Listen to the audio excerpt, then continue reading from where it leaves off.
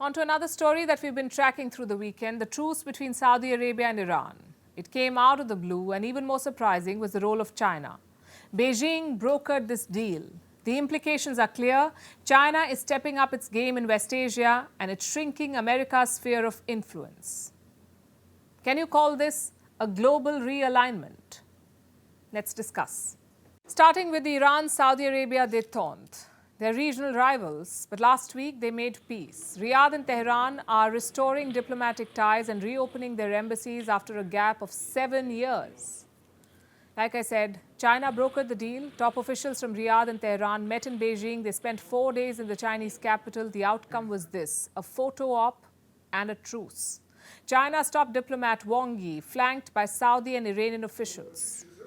This was a declaration of victory by China. The representatives of 3 countries signed a joint statement. Saudi Arabia and Iran reached an important agreement and announced the resumption of diplomatic relations between the 2 countries. I think this is a victory for dialogue, a victory for peace, offering significant good news for today's turbulent world. A victory of dialogue. China is bound to blow the trumpet on this one, but Beijing's role in this truce may be overblown. You see, Tehran and Riyadh have been working towards this for 2 years now. They were aided by different intermediaries like Iraq and Oman.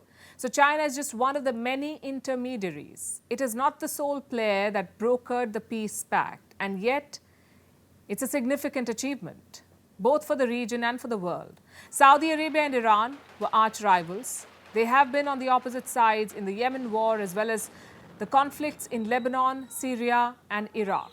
Not to mention the Shia-Sunni divide. The Saudis are a Sunni majority country. The Iranians have a majority of Shias. Tehran's pursuit of nuclear weapons spooked Riyadh. In 2016, there was an escalation. Riyadh executed a prominent cleric. It led to a strong backlash in Iran. Saudi diplomatic missions came under attack. Iranian protesters stormed the Saudi embassy in Tehran. In response, Riyadh snapped diplomatic ties, and tensions have been high ever since. But now Riyadh and Tehran are taking a step back. They're keen on dialing down hostilities. Do you know what this means for the US? A loss of face. It's the biggest political shift in the region, and America had virtually no role in it. Nonetheless, Washington has welcomed the truce. We welcome any efforts to help end the war in Yemen and de-escalate tensions in the Middle East region. That is one of the reasons why the president, you saw him travel over the summer to have those conversations. De-escalation and diplomacy together with deterrence are key pillars of the policy that President Biden outlined during his visit in July in the region. So again, de-escalation, tensions in the Middle East clearly is a priority, and he welcomes that. The White House tried to spin the story. The spokesperson was talking about this: Biden's frosty fist bump with Saudi Crown Prince Mohammed bin Salman. It was embarrassing for the US president, to put it mildly. Biden had gone to Riyadh for a deal on oil. He came back empty-handed. And now the Saudis have signed a deal with Iran, that too in China. In fact, look at the recent events in the region. Turkey has normalized ties with Saudi Arabia. The relationship had broken down in 2018 after the murder of Jamal Khashoggi, but Ankara is warming up to Riyadh. Last year, MBS even paid a visit to Turkey. Then we have Qatar. Its relations with neighbors in the Persian Gulf have healed. And in both these cases, the US has been conspicuous by its absence.